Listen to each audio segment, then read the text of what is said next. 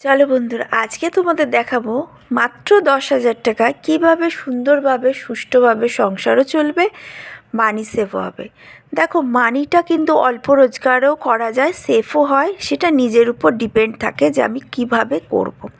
সংসারটা নিজেরই হাতে, তো আমরা চেষ্টা করতে পারি যে সংসারে উন্নতি করানোর জন্য। চলো ফার্স্টে তোমাদের সাথে শেয়ার করি। দেখো, মধ্যবিত্ত পরিবারের 10,000 টাকায় সংসার সুন্দরভাবে চলবে, মানিও সেভ হবে। প্রথমত কি, 10,000 টাকা চালাতে হবে, কিন্তু এত কম টাকায় চালাবো এইটা কিন্তু ভাবলে হবে না।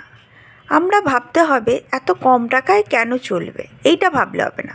প্রথমে হিসাবে বসবে কাকে কি কত দিতে হবে। দেখো, ফার্স্টে কি আমরা একটা হিসাব করব, যে সেই হিসাবের মধ্যে দেখতে হবে কাকে কি কতটা দিতে হবে। তারপর দেখবে সেভ করার মায়ের টাকাটা বেরিয়ে আসবে। সেটা এই ভিডিওর মাধ্যমে দেখলেই বুঝতে পারবে। চলো ফার্স্টে দেখা যাক। ফার্স্টে কি, ব্যাংক, সেটা পরের বিষয় আসছি, ঠিক আছে। ব্যাংকের 1,000 টাকাটা আমি রেখেছি, সেটা পরের বিষয় আসছি। থাকলো কি 9,000 টাকা, সেটাও পরে আসছে। আগে হচ্ছে স্কুল, যেটা আমার একটা বাচ্চার এডুকেটেড দরকার। 500 টাকা একটা টিউশনি, আর হচ্ছে 1,000 টাকা, 100 টাকা হচ্ছে খাতা পেন পেন্সিল। আর গ্যাস হচ্ছে আমার 900 টাকা, যেটা আমার দরকার, একান্তই দরকার সংসারের ক্ষেত্রে। চলো এই 10-এর থেকে এবার আমি ভাগ করব 900 টাকা আর হচ্ছে হচ্ছে স্কুলের ফিস। দেখো, সব শুদ্ধ হচ্ছে আমার 1,500 টাকা। তাহলে দেখো, 500 স্কুলের ফিস, 900 টাকা গাড়ি গ্যাস, আর 100 টাকা হলো হচ্ছে বাচ্চার জন্য। তাহলে 1,500 টাকা টোটাল আমি সাইড করে রেখে দিয়ে ক্রস করে দিলাম। এবার পড়ে রইল কি, আমার খাওয়া খরচ। পার্ট বাই পার্ট আমাকে যেতে হবে মাসের সংসারের খাওয়া খরচ।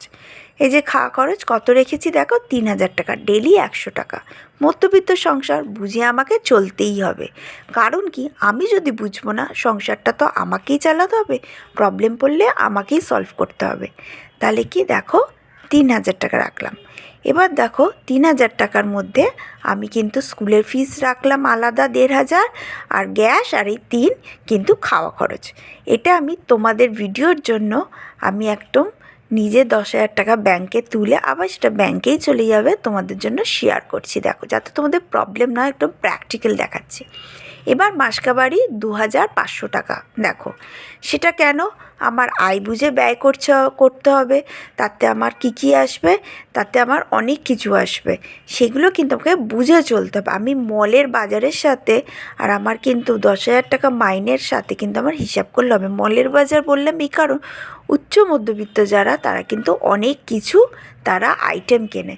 আমার এই 2,500-এর মধ্যে চাল, ডাল, তেল, মশলা সব কিছু কিনতে হবে। কারণ কিন্তু আমি কিন্তু মধ্যবিত্ত, আমাকে এটা ভেবেই চলতে হবে। সেই জন্য সব কিছু নিতে হবে এই মাত্র 2,500 টাকার মধ্যে। চলো তো দেখি 2,500 টাকাটা ভাগ করা যাক। দেখো, এই যে 2,500 টাকা, আমি 1,000, 2,000, এই 500, এক্সট্রা 500 এসে গেছে। সেটা হচ্ছে আমরা সাইড করে রেখে দেবো। তো দেখো, 2,500 টাকা হয়ে গেছে। এবার এই 2,500 টাকাটা আমি হচ্ছে সংসারে খরচের সাথে রেখে দিলাম। এইভাবে তোমরা করবে, আমি তোমাদের প্র্যাকটিক্যাল দেখাচ্ছি, ঠিক আছে। এইভাবে তোমরা করবে যারা 10,000 টাকা মাইনে পাও।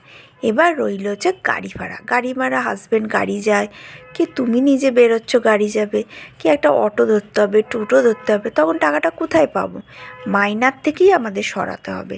তো চলো, 500 টাকা আমি সাইড করে গাড়ি ভাড়া রাখছি। এই 500 টাকা কিন্তু গাড়ি ভাড়াতে লেগেই যায়, সেটা হাজব্যান্ডের লাগুক আর তোমার লাগুক। তো দেখো, এই যে 500 টাকা সাইড করে নিলাম, 500 টাকাটা রেখে দিলাম সংসার খরচের সাথে। একদম ভিডিওটা লাস্ট অবধি দেখে যাও, কী সুন্দর দেখবে মানি সেভ হবে এবং তোমরাও সেটা করতে পারবে। দেখো, টিভি, ফোন, এবার হাত খরচ যেটা, সেটা আমি দিলাম না। হাত খরচটা দিতে চাইলেও দেওয়া যাবে না, কারণ 10,000 টাকায় হাত খরচ চালিয়ে সংসার চালিয়ে অসম্ভব। এবার দেখো, 260 টাকা হচ্ছে টিভি রিচার্জ, আর 600 টাকা হচ্ছে তোমার দুটো ফোন। এবার দুজনের ফোনে হাজব্যান্ড ওয়াইফের লাগে, টোটাল 860 টাকা। এবার এই 860 টাকাটা আমি খুচরো নেই, আমি কোথা থেকে বার করব? আমি হচ্ছে 1000 টাকা বার করে রাখলাম, 860 টাকার থেকে 1000 টাকা বার করে রাখলাম। তোমরাও এইভাবে করবে। আমি তোমাদের জাস্ট ভিডিও করার জন্য তোমাদেরকে দেখাচ্ছি, বোঝাচ্ছি। তাহলে আমার 1000 থেকে 860 টাকা বাদ গেল। তাহলে পড়ে রইল কত?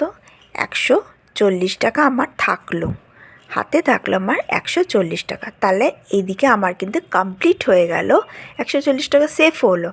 এদিকে কিন্তু আমার কমপ্লিট কী হলো? টিভি হলো, ফোন হলো, সব হলো। এবার আসবো আমি ইলেকট্রিকটা আমি আসছি।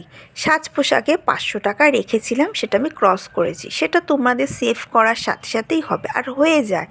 সংসার চালাতে চালাতে কেউ তো বলবে না যে জামা কাপড় কিনবো না, সবাই কিনবে। এই যে 500 টাকা সাইড করলাম ইলেকট্রিকের জন্য।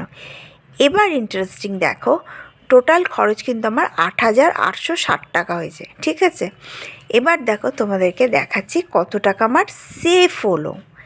আমার যেটা আমি ব্যাংকে রাখার কথা, স্কুল হলো, গ্যাস হলো, হাত খরচ, খাওয়া খরচ হলো, মাসকাবাড়ি হলো, গাড়ি হলো, টিভি হলো, ইলেকট্রিক হলো। এবার আমার কাছে কত টাকা থাকলো দেখো, 200 200 400 500 600 700 800 9 10 1000 টাকা আমার থাকলো। এবার এই 1000 টাকা কিন্তু আমার সেফ হলো। আর এই যে 1000 টাকা যেটা টিভি আর ফোনের জন্য রেখেছিলাম 1000 টাকা, সেখান থেকে কিন্তু 140 টাকা চলে গেল, তার মানে বাঁচলো, সেফ হলো। তাহলে আমার কত থাকলো? 1140 টাকা আমার থাকলো, সেফ হলো, হাতে এসে গেল। তাহলে সারা সপ্তাহ মাসের টাকাটা যদি আমি ঠিকঠাকভাবে দিয়ে দিতে পারি, তাহলে আমি ব্যাংকে 1000 টাকা ফেলতে পারবো। যদিও ব্যাংকে না ফেলো, 500 টাকা ব্যাংকে ফেলবে, বাড়িতে 500 টাকা রাখবে। কারণ কি, আয় বিপদ প্রবলেম হলে আমার কিন্তু সেগুলো সলভ করতে পারবে। যেমন ধরো এই যে সামনে সরস্বতী পুজো আসছে, মধ্যবিত্ত ঘর হোক, যাই ঘর হোক, একটা ছোটো বাচ্চাকে কিছু কিনে দিতে হবে, তখন তোমরা কোথা থেকে দেবে? এই সংসার খরচ থেকে দেবে। এইভাবে সিস্টেম ওয়াইজ কিন্তু আগে প্ল্যানিং করে সমস্ত কিছু সরিয়ে রাখবে। যেমন খাওয়া খরচ সরিয়ে রাখবে, মাসকাবাড়ি সরিয়ে রাখবে, তবেই কিন্তু সুন্দর সংসার চলবে, নাহলে কিন্তু চলবে না, তখন ধার দেনা করতে হবে।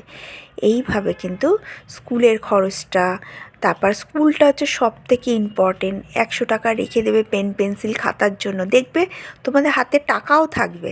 কারণ কি বলো তো, সিস্টেমে চললে না টাকা কিন্তু থাকে, আর যদি সিস্টেমে না চলবে, ওই দেখা গেল একসাথেই হজগজ 10,000 12,000 15 20 30 রাখছো, সেটা কিন্তু হলো না। আমি কিন্তু পার্ট বাই পার্ট 10,000 টাকা করে কিন্তু সপ্তাহে তুলি, যাতে আমি সুন্দরভাবে সংসার করার জন্য। ভিডিওটা ভালো লাগলে লাইক শেয়ার সাবস্ক্রাইব অবশ্যই